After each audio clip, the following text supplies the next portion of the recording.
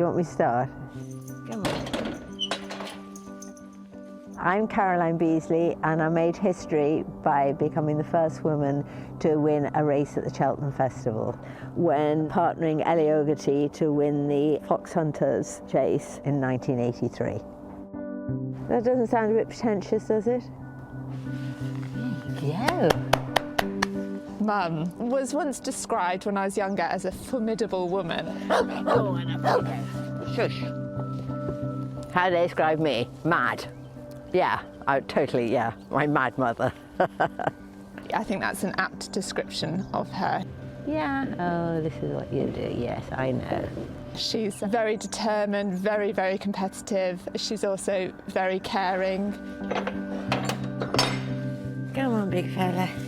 And she cares a lot as well about the horses, about racing. And yes, she's a force to be reckoned with. My first ride at Cheltenham was at the festival and on the Irish banker of the meeting. It was insane, really. If you want something enough, I've always said to the kids, if you want it, you will get it. You'll find a way to get it. Back in that era, girls had to be 18 to ride. Lads could start at 16, but yeah, sex discrimination, girls had to start at 18. So as soon as I was 18, I started to race ride and really loved it. My passion for it just grew and grew. She can't remember exactly how many winners she rode. I know she had a lot of fun with it and obviously had that great relationship with Ellie O'Garty that took her right to the top. Yeah, here's some memorabilia. This is the first hunter chase that Ellie O'Garty won, and this was at the Cheltenham Festival. It was the Ladies' Cup. He won it easily by 20 lengths. When we went to pick up the cup, John Hassett said, "Oh, sure, leave it, we'll pick the two up tomorrow." And meaning that we ran him the next day in the Latouche, which was a 4-mile race. And so you can see this is over the sort of stone walls and the banks. And bless him, he went and won again by 20 lengths the next day. It was the sort of aim to go to Cheltenham, and luckily everything went right. I remember I got quite a big offer for the horse before the race from one very well-known Irish owner. But then I thought, what's life about? It's not just about money, it's about the experiences, and so I turned it down, and I was absolutely right to. This is the Cheltenham memorabilia, so that's him in the paddock, number 7, my lucky number. Yeah, this is after we jumped the last, coming up the run-in at Cheltenham. It was incredible because I jumped the last in front, and it's like you suddenly hit a bank of noise. You've been quiet, and then all of a sudden I remember jumping the last, and then the noise hits you, and it was incredible noise. And I always, to this day, sort of think, how did the horse keep his focus? I can just remember that vividly. I got a lot of coverage. I was on the 9 o'clock news, and for a sporting event like that, to get coverage on the 9 o'clock news was a bit mind-blowing, which was all a bit surreal at the time. I think it was a massive achievement, more so looking back and seeing what the sort of context that she was operating in. I think now women are given a lot more respect in the sport, but from what I can gather, that really wasn't the case back then, and you didn't just have the trial and tribulations on the racecourse, but you had a lot of work to do to make the case that you should be there and you deserve to be there. So yeah, a big achievement, I think. Well, I was in the fortunate position being an amateur and owning my own horse. I just thought, do you know what, I don't have to account to anybody but myself. So I really didn't let anything like that affect me.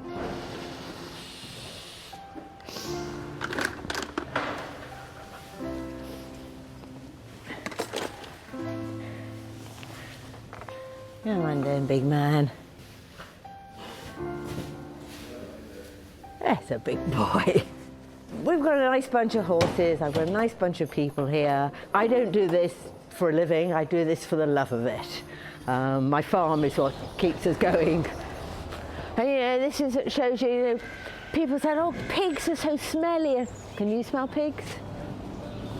You will when you get in.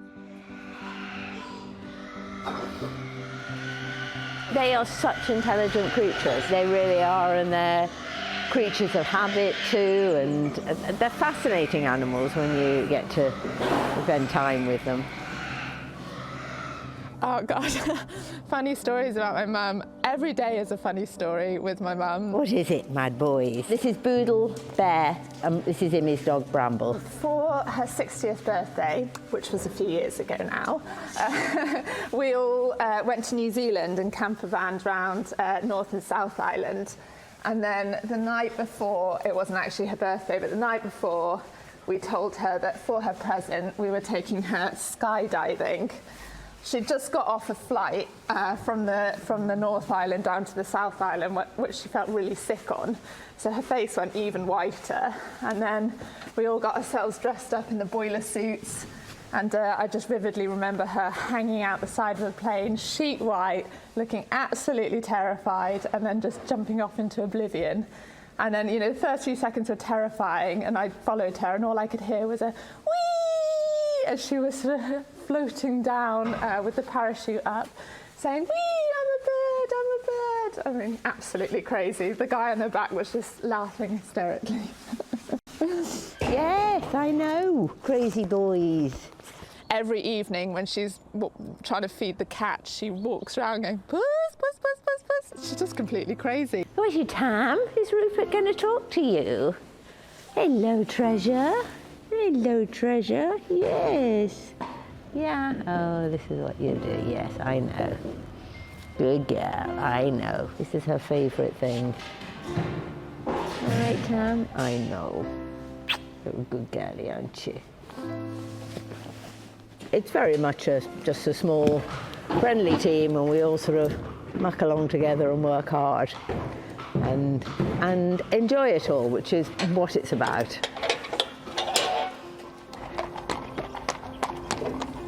Whoa, whoa, whoa, whoa, whoa. So we're going down to the gallop. Oh, shut up. In fact, we'll put you back in here. Stay, dogs. No, we're not having everybody back in. Good boy. Out, out, out, out. Out. Stay. Stay. Shush. So as you can see, the gallop goes up a hill. It's about 5.5 furlongs, and it finishes up a hill. Oi, Bear, get up. Do you know, I have so many clerks of the courses who complain when we're walking the courses, and they're always saying, whoa, you walk so quickly, and I say, no, sorry, you'll just dawdle. We'll be doing 3 steadies, but they're just steady canters today. So here they come back down, just, oh, it's what you want, just nice and relaxed. The great thing is having the family farm like this. This is the draw for my family. They're always, this is home. Doesn't matter where they live. Imi's got her own house. She's got a barn conversion near, but they always seem to bring their shopping, washing home. Yes, I have to go out shopping. I was at Sainsbury's for Imi last night because she was busy, and then Kitty comes back from London. It's as though she doesn't have a washing machine in London because all the washing comes back, but hey ho, that's just part of it. I know, yes, a good big boy. He was a good big boy, yes you are. If we start walking back, then we can see it at the bottom of the gallop. Mum was one of the early ones, but the likes of kind of Rachel Blackmore, Bryony Frost, Holly Doyle on the flat has done a lot to show that women are tactically on a par with men. They can get a better tune out of some horses. They're just as strong, just as able to cope with the falls. So I think, you know, there has been a real shift, not just in racing, but across all sports. You see the growing popularity and prominence of women's football and women's cricket and things like that. So it's definitely, I think over the last few years, women's sport has been given a lot more respect, I think. I don't feel they should be categorised by saying female jockeys. They're all jockeys. Anything that can get the younger generation keen and interested in racing, whether it be through being a jockey, working in the industry, going racing, it's all positive. This is our little Hall of Fame. This is Kitty and I in the paddock before she won. This is Kitty at Stratford when she won a pony race, Amy leading her in. So this is just some of pictures of Ellie Ogilvie. This is the Christie's Fox Hunters, the big cup. And then this is quite special. This is the race card that Peter Bromley called the race from the year I won. This is something nobody can ever take away from me. And I'll look at it and I'll be thinking, is that really me? Did that really happen? You know, I mean, 40 years now, but I can remember it vividly. And it was just a dream come true.